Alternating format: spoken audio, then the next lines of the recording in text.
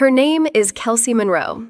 She wore tired eyes behind a calm smile and blue scrubs that carried the scent of antiseptic and long shifts. For 6 nights in a row, her car had been her home. Windows fogged, seat reclined, a blanket in the back seat that still smelled like her old apartment.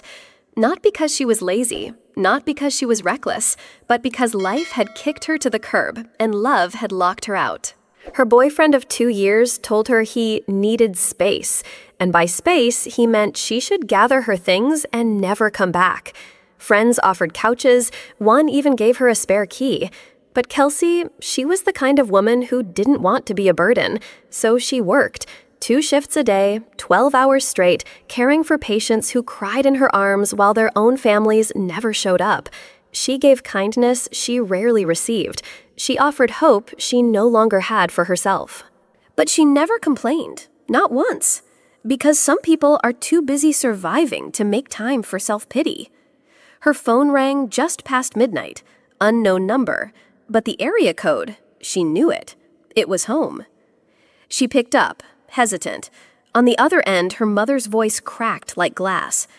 "Kelsey, we're going to lose the house." No hello, no small talk, just grief served raw.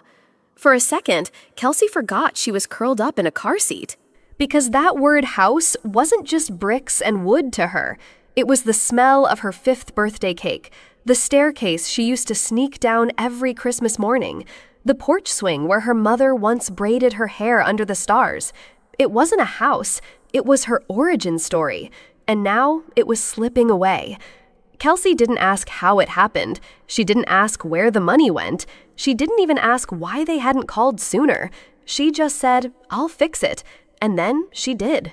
She sold her car, cashed out what little she had left in her savings account, took out a personal loan so high it made her chest tighten every time she opened a banking app. She even borrowed from a former nursing professor who once said, "If you ever need help, ask." She maxed out every card she owned, and with a manila folder full of cashier's checks, she boarded a Greyhound bus back home. When she arrived, her mother collapsed into her arms. Her father, the man who once called her soft, wrapped her in the first real hug he'd given her since she was 7, and whispered, almost ashamed, "You're our hero, Kelsey." And for the first time in years, she believed him. It was a Wednesday.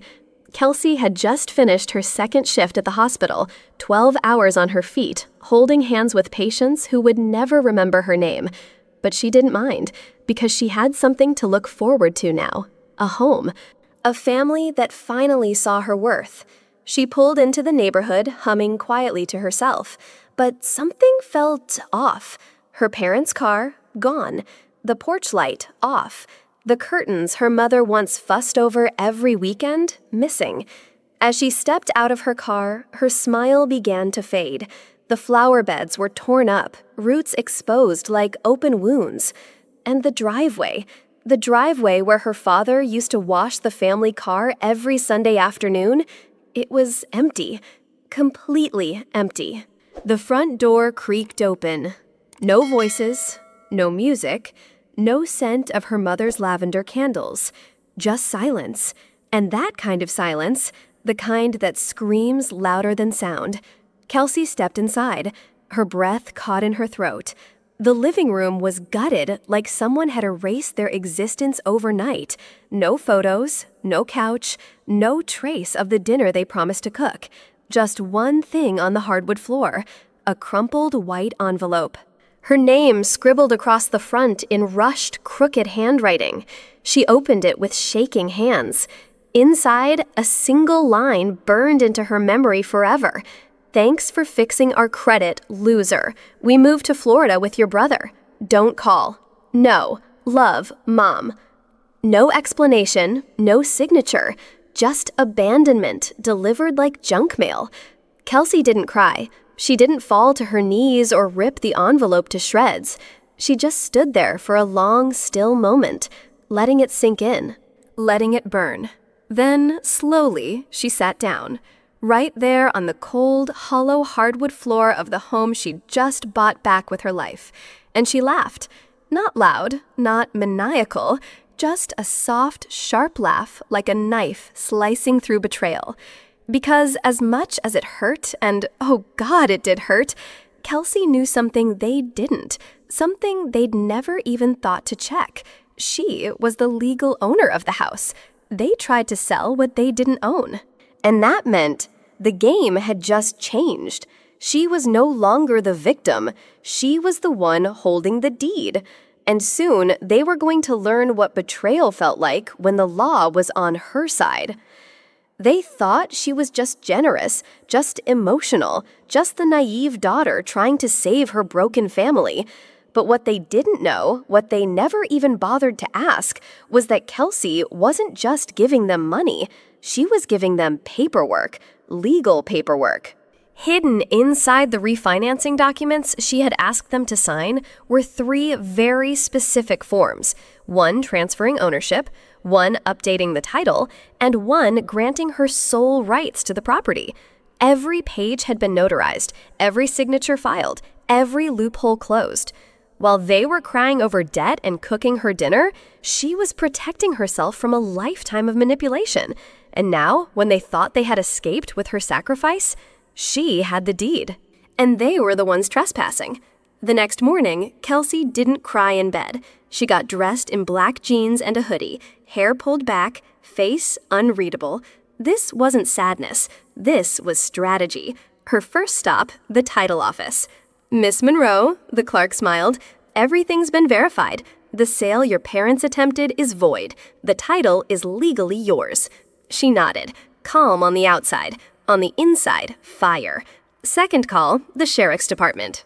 She reported an attempted fraudulent sale of property. Third, the buyer's agent. She forwarded every notarized document, every transfer record. Within 2 hours, the deal was frozen. The moving trucks were stopped, the money locked in a legal hold.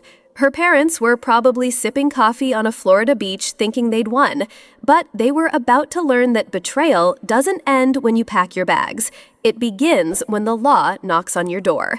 She didn't write an essay. She didn't drop screenshots, no hashtags, no names, no drama. Just one post, one sentence that spoke louder than any revenge plot. If you've ever been used, don't get angry. Get smart and read the deed. That was it. No follow-up, no comments. Then she turned off her notifications and went to sleep because she knew, somewhere in Florida, her parents had just realized the house they sold was never theirs to sell, and their worst fear wasn't prison. It was the silence. The kind of silence that leaves you alone with the sound of your own guilt. Her phone buzzed at 2:17 a.m. The screen lit up, unknown number. Florida area code. She didn't answer. A voicemail followed. Her mother's voice, high-pitched, shaky. "Kelsey, why is the bank saying the house isn't ours?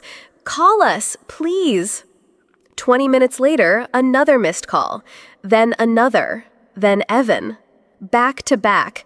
Call after call. And just like that, the silence was over. The panic had begun. She turned the phone face down on her nightstand. Not to block them out, but to let them spiral. Because this time, she wasn't coming to the rescue. She didn't scream. She didn't beg for an apology. Instead, she poured herself a second cup of coffee, sat at her kitchen table, and typed exactly 32 words into a group message. Not emotional, not petty, just legal.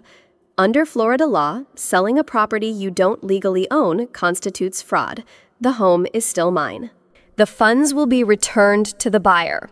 I've changed the locks. Don't come back. Send. And that was it. No punctuation mark could express the kind of cold finality that text delivered. She didn't wait for a reply.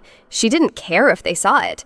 Because what mattered wasn't how they reacted. It was how she reclaimed her power in a single clinical sentence.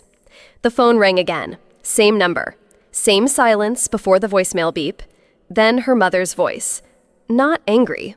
Not defensive. Just unraveling. "Sweetie, we made a mistake. We were just trying to start over. Your dad didn't mean what he wrote in the letter. He panicked. Can we talk, please? But Kelsey knew that tone. It wasn't guilt, it wasn't love, it was loss of control. Her mother wasn't crying because she'd hurt her daughter.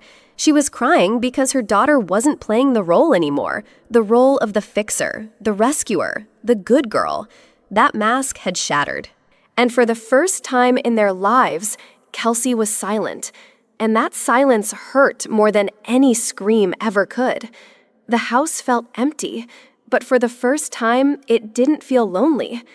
Kelsey opened the door to the one room she was never allowed in growing up, her father's home office. It used to smell like stale paper and control. Now it smelled like paint and new beginnings. She cleared out the old filing cabinet, tossed the dusty tax folders, and brought in a wide wooden table. A blank canvas, a space just for her. It didn't matter that she wasn't an artist. She was creating something now, something of her own.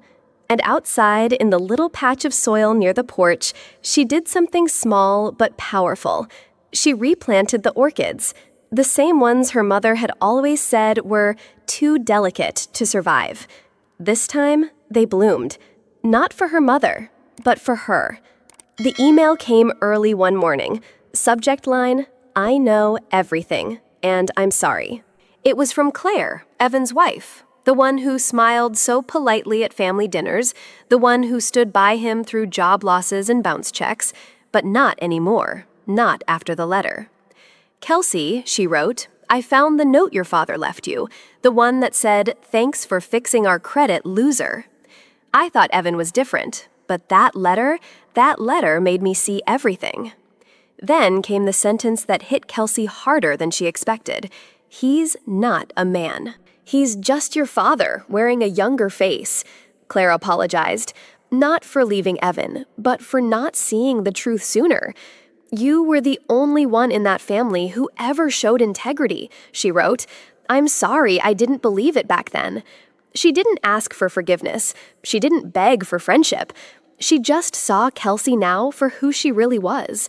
Kelsey read the email twice, once with disbelief, once with clarity, and then she closed her laptop. No reply. Not because she was angry, not because she didn't care, but because for the first time in her life, she wasn't reaching back to hold someone else together. She was choosing herself.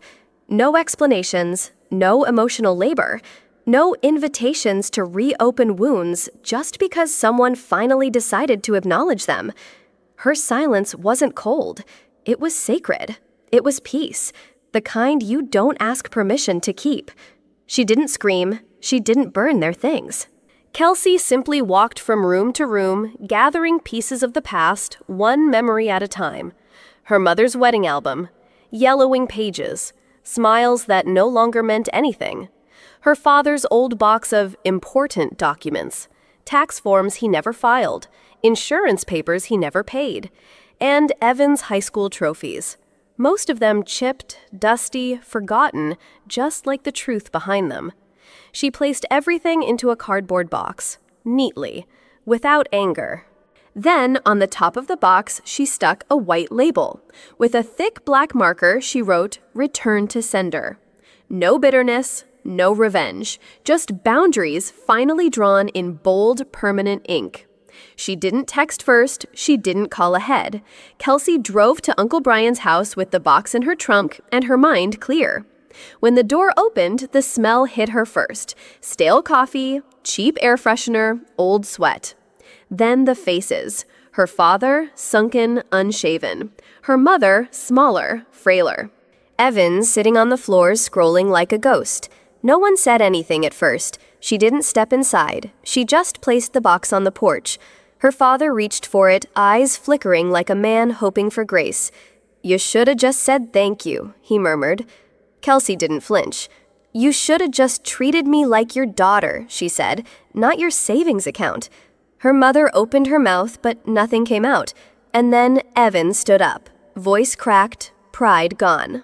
"So what are we supposed to do now?" She looked at him. Calm, final. "The same thing I had to. Figure it out." Then she turned and walked away step by step, leaving them behind, in the very silence they once left her in.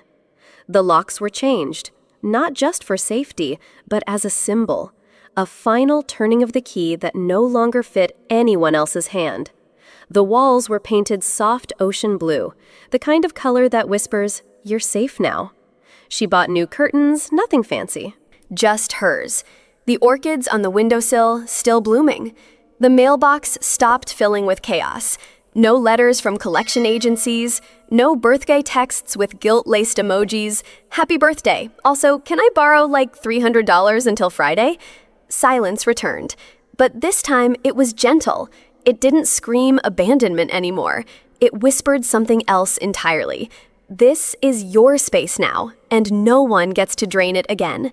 She started writing, not to expose, not to settle scores, but to release. Page by page, she unraveled the knots that had tightened inside her for years. Stories she had swallowed, screams she had silenced. Maybe it would become a memoir. Maybe no one would ever read it. But that didn't matter, because every word she wrote was one more step away from who they tried to make her be, and one step closer to the woman she actually was.